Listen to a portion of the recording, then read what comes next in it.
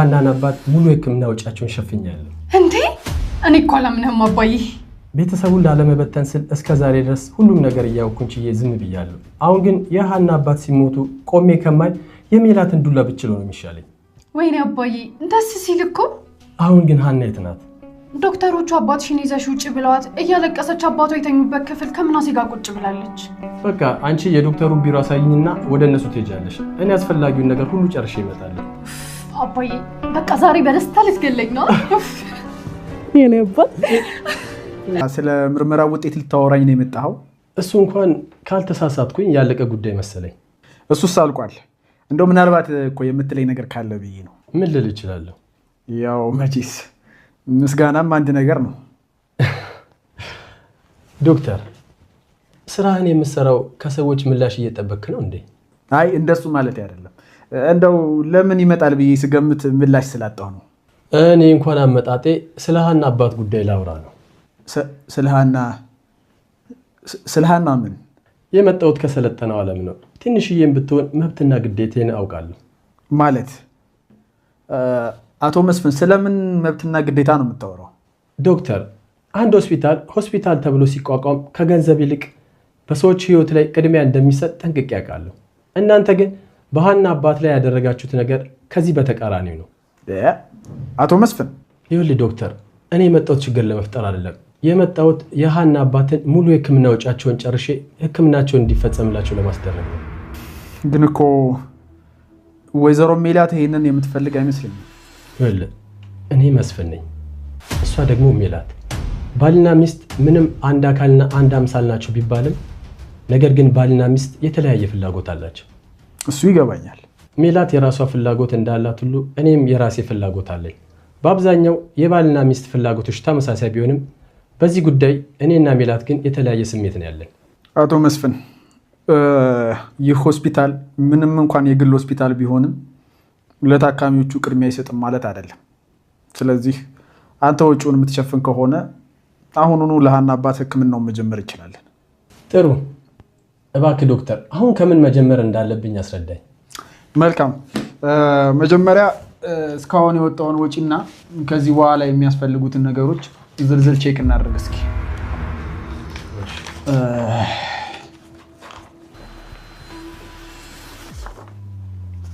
ይሄኛው ቅድም የነገርኩት ነው።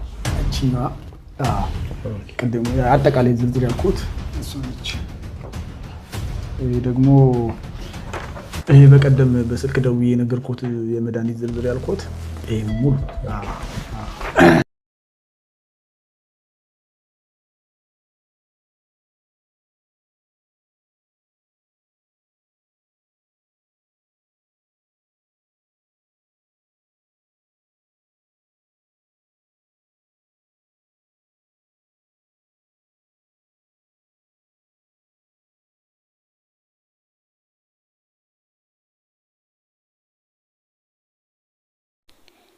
በዛሬው ክፍል በጣም ደስ የሚል ነገር ተፈጥሯል ማለት ነው። ሃና ከጭንቀቷ የሚገላግላት ሰው ተገኝቷል። ማን ይሆን? ሰላም ውድና የተከበራችሁ የህይወት ሾው ቤተሰቦች እንደምን አላችሁ? በያላችሁበት ሰላማችሁ ይብዛልኝ። ለቻናሌ አዲስ የሆናችሁ ሰብስክራይብ እያደረጋችሁ ቤተሰብ ሁኑ። እንዲሁም ደግሞ ዘወትር የምለቃቸው አዳዲስ ቪዲዮዎች እንዲደርሷችሁ የደወል ምልክቷን አንዴ ተጫኑ ማለት ነው። እንግዲህ እንደሚታወቀው ሃና አባቷ በጣም ታሞ ሆስፒታል እንዳሉና በዚህም ደግሞ በሕክምናው ጉዳይ ሜሮን እንደምታሳክማቸው ነበርና በዚህም ሃና የተጠየቀችው ገንዘብ በጣም ከፍተኛ በመሆኑ ወይዘሮ ሜሮን እንደማትከፍል ነበር እንግዲህ ያየ ነው ማለት ነው። የሃና አባት አልነቁም። ሕክምናው ያው ገንዘቡ ስላልተከፈለ ዶክተሩ ይዘሽ ውጪ እያላት ነው። ሃናም እንግዲህ ዶክተሩም የአባቴ ምርመራ ላይም ሆነ የአባቴ ሕክምና ላይም ሆነ የዲኤን ምርመራው ላይ ችግር እንዳለ ታውቆኛል ትለዋለች ማለት ነው። ዶክተሩም ምን እያልሽ ነው? እየወነጀልሽኝ እኮ ነው ይላታል። እየወነጀልኩ ሳይሆን እንዳወኩኝ እንድታውቅ ነው ትለዋለች ማለት ነው። ሃና እንግዲህ ነገሩ እንደተጭበረበረ ገብቷታል ማለት ነው።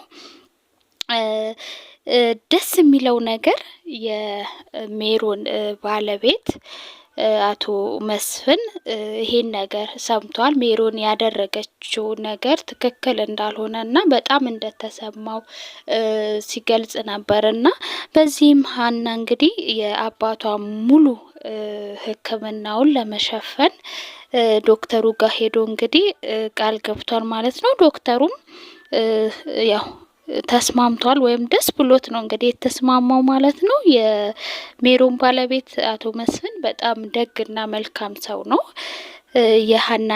የሀናን አባት እንግዲህ ሕክምናውን ሙሉ ወጪ ሸፍናለሁ ሲል በጣም ነው ደስ ያለኝ ማለት ነው። የምር እዛ ያለው ያክል ነው ደስ ያለኝ። ሰላምም የሜሮን ልጆችም እንግዲህ ስለ ሀና አባት በጣም ተጨንቀው ነበረ። በነገራችሁ ላይ ሀና በጣም በሃይማኖቷ የማትደራደር በቃ ሃይማኖተኛ ናት፣ እምነት አላትና የኔ መድኃኔዓለም ያውቃል ብለዋለች ዶክተሩን። እናም እንዳለችው እንግዲህ መድኃኔዓለም አሳክቶላታል። የአባቷን ነፍስ እንዲድን አድርጓል ማለት ነው። ተመስገን ነው። እንኳን ደስ ያላችሁ ማለት ነው። ስለ ሀና የተጨነቃችሁ በሙሉ እንኳን ደስ አላችሁ ማለት ፈልጋለሁኝ። እንግዲህ ሜሮን ዶክተሩን ለሜሮን ደውሎ ነግሯታል ሙሉ ሕክምናውን አቶ መስፍን እንደሚፈጽሙ ሲነግራት እንግዲህ መብረቅ መታት ያክል ነው የደነገጠችው ማለት ነው። እንዴት እንደዚህ ሊሆን ይችላል? ሊሆን አይችልም። እኔ የፈለግከውን ያክል ገንዘብ እሰጥሃለሁ፣ ሕክምናውን አትጀምር ብለዋለች ማለት ነው። ነገር ግን ዶክተሩ በዚህ ሊስማማ አልቻለም። መስፍን መብትና ግዴታውን ጠንቅቆ የሚያውቅ ሰው ነውና እኔ ይሄን ማድረግ አልችልም ብሏታል ማለት ነው። በነገራችሁ ላይ ሜሮን ከሀና ጋር ህልክ ነው የተያዘችው።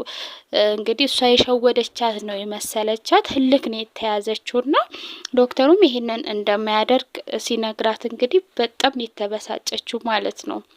እኔ ራሱ በጣም አናዳኛለች። ለምን ይሄን ያክል በዚህ ላይ ምስኪን ናት፣ ማንም የላትም ያላባቷና ይሄን ማድረግ የለባትም ነበረ። በሜሮን እንግዲህ ልጆቿ ራሱ በጣም ተናደውባታል። ይዘው ውጪ በቃ አባትሽን ይዘሽ ውጪ ሲሏት ስታለቅስ በእናታቸው ሰላምና የሰላም ወንድም በጣም የተናደዱት ማለት ነው። እነሱ ብቻ ሳይሆኑ ብዙዎቻችሁ እንደተበሳጫችሁ ነውና በጣም ነበረ ያዘኑባት በእናታቸው ማለት ነው። ነገር ግን ሀና በጣም ቅናት ውስጧ ቅን ነውና በእናታችሁማ ማዘን የለባችሁም ብላቸዋለች። በዚህ ሁኔታ ላይ ሆና እንኳ እዩ እንግዲህ ምን ያክል አስተዋይ እንደሆነች ማለት ነው ሀና። እንግዲህ መስፍን ሜሮንን እንዴት እንደዚህ ታደርጊያለሽ? ካንቺ አልጠብቅም፣ እንዴት በነፍስ ትጫወቻለሽ? ሙሉ ምርመራው ማድረግ አለ ሙሉ ሕክምናው ማድረግ አለብሽ ሲላት እንግዲህ ማድረግ አልችልም ብለዋለች ማለት ነው። በሜሮንም እንግዲህ በጣም አዝኖባታል ማለት ነው መስፍን። እንግዲህ ልጆቹ ራሱ በእናታቸው እንደተበሳጩ ስላወቀ መስፍን በእናታችሁ መበሳጨት የለባችሁም፣ በእናታችሁ ማዘን የለባችሁም ሲላቸው እንግዲህ ለልጆቹ እሺ ብለውታል ማለት ነው። በጣም ደስ የሚለው ነገር እንግዲህ የሀና አባት ሕክምናው ተጀምሮለታል፣ ነክተዋል ማለት ነው። በጣም ደስ ብሎኛል። እንኳን ደስ አላችሁ ማለት ነው። በሚቀጥለው ደግሞ ደስ የሚል ነገር እንደምናይ ተስፋ አደርጋለሁ። በነገራችሁ ላይ ተምቹ ከእስር ቤት የወጣው ተምቹ ፎቶውንና መስቀሉን እሱ ነበር እንግዲህ ሰርቆ የሰጣቸው ማለት ነው። በዚህም እንግዲህ በጣም ተጸጽቶ ሲጃራ ሲያጨስ ለብቻ ሆኖ ራሱ ሲወክስ ነበረ። ተምቹ ደግሞ የአሴር ጓደኛ ነውና ምንድነው የሆንኮ ብሎ አፋጦታል። ሲያፋጠው እንግዲህ የተፈጠረውን ነገር ነግሮታል ማለት ነው።